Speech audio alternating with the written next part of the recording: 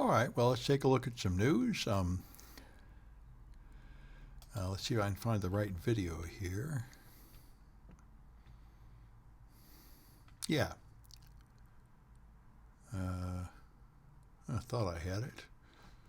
Well, anyway, we'll talk about these other things. Here, let me see if I can find it here. It should be in my list here. Because this is fun. AOC has a really good video here. This is the Majority Report, but they include a video from her. There we are. I thought, okay. The difference. I've been sitting through all these committee hearings. The highest number that the Republican Party has advanced forward in terms of what can be attributed to quote unquote waste, fraud, and abuse, the highest number they have is $50 billion. Even if you believe everything that they say with no evidence, if they've identified $50 billion in waste, fraud, and abuse, why are they cutting $880 billion, nearly $1 trillion? The reason for it is because they have been assigned to find $880 billion because they are going to give $880 billion to billionaires in tax cuts. Yeah, so it's very nice. This is the good thing about AOC, a really clear explanation. All right. All right. And yeah, that's fine, Warrington. You guys have another week to work on the final exam and such things. All right. So, this I was real glad to see. You may not have been paying attention, but as part of the Republican administration's destruction of everything in the government, they've also been destroying CISA, C-I-S-A, which runs, one of its most important functions is it runs the National Vulnerability Database that assigns CVE numbers.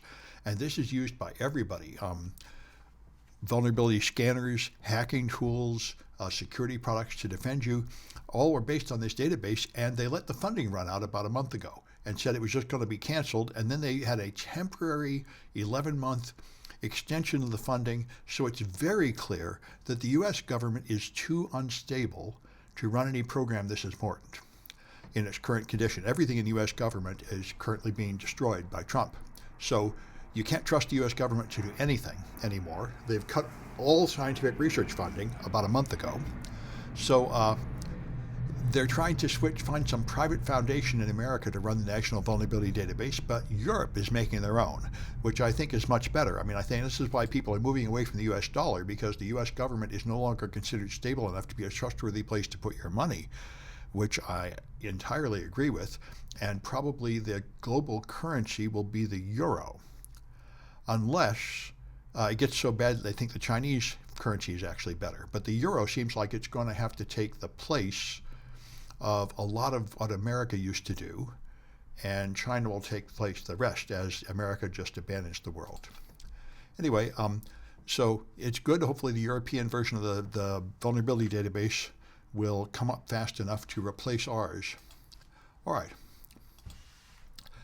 And so AI has been fouling up a lot of things, and this is one I was not aware of. In China, now I knew this happened decades ago in Russia without AI, but in China, many scientists are just pumping out research papers by using AI. And what they're doing is they take a large database. There are large medical databases just of symptoms and people that have problems, and you can just run AI and find some correlation in there. This has been done for a long time. And so they say they just have formulaic research articles including inappropriate study designs and false discoveries. I remember one of these was, there was a study, Kaiser had a huge medical database.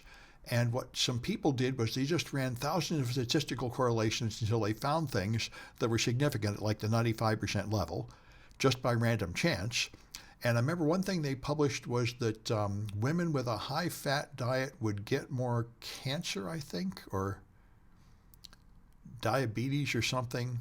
Anyway, whatever it was not true, but you could find that correlation in the data, because if you just make like 1,000 hypotheses, then 5% of them will happen randomly to be true at the 5% confidence level, 95% confidence, and that's what these people are doing. And they say it's a huge problem. The numbers are really impressive. They had 4 papers per year until 2021 of this type, then 33, 82, 190, and in the first 10 months of 2024, 190 in the first 10 months of 2024. So this has exploded by a factor of 50 in a few decades. Now there are just hundreds of papers a year coming in, and it's flooding all the journals. And it's not only is it wasting a lot of time for the journal's editors, but a lot of it is passing through, and this is now corrupting our body of trusted scientific research with fake results that will greatly hamper the progress of science. So this is a very bad thing, and it's showing what everyone is discovering, that the entire internet is full of AI-generated slop, and we currently do not have good ways to remove it. We really need to have good AI detectors that can detect images and videos and documents that are created by AI to block them, at least to mark them clearly. And here's more of it.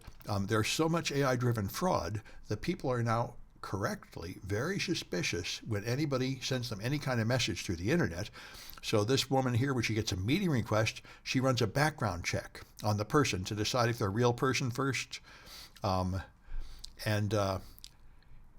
She'll check to make people join Microsoft Teams with their camera on and so on. There's a lot of this. This is a very important thing to do these days. You can't trust anything that comes in over the internet.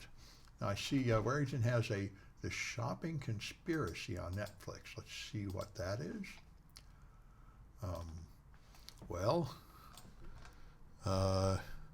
It is not easy to tell what this is. A documentary unpacks the tricks brands use. All right, well, might be good. I haven't got Netflix.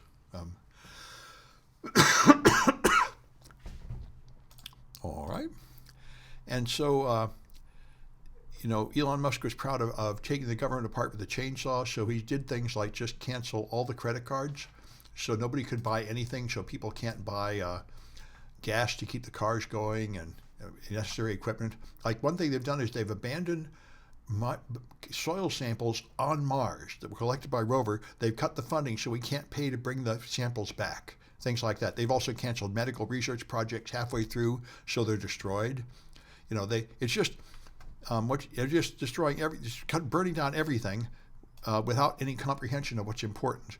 And now what they're finding is they have to restore a whole lot of them because they canceled things that are required by law to happen.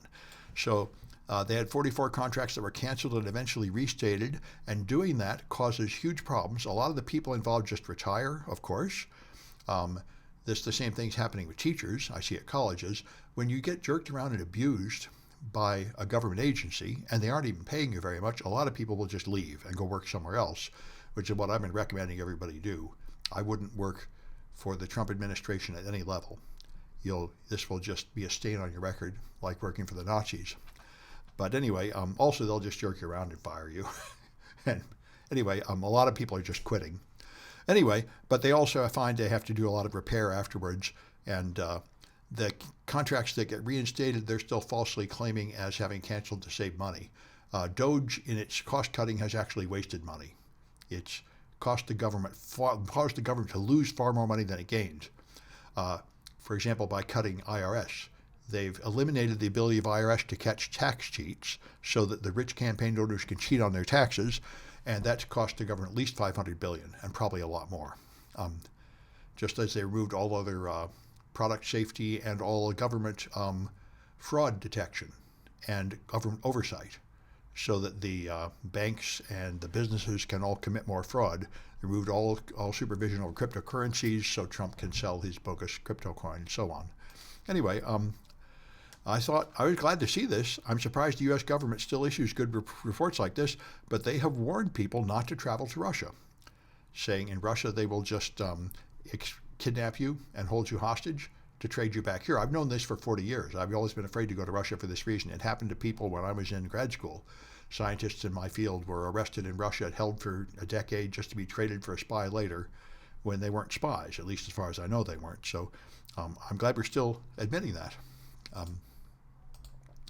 And the Episcopal Church has ended its long partnership with the American government to resettle refugees because Elon Musk made Trump decide that he will take white refugees from South Africa who claim that they're being abused because of the end of apartheid.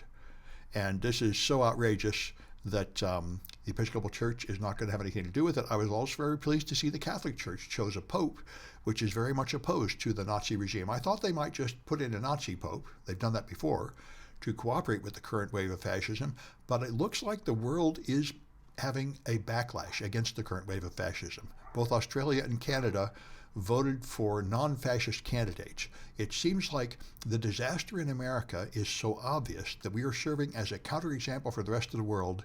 They're saying, wait a minute, we better not elect a leader like that, or what's happening to America would happen to us. So there's some benefit there. Our self-destruction here may help enlighten the rest of the world. Anyway, that's enough of the news.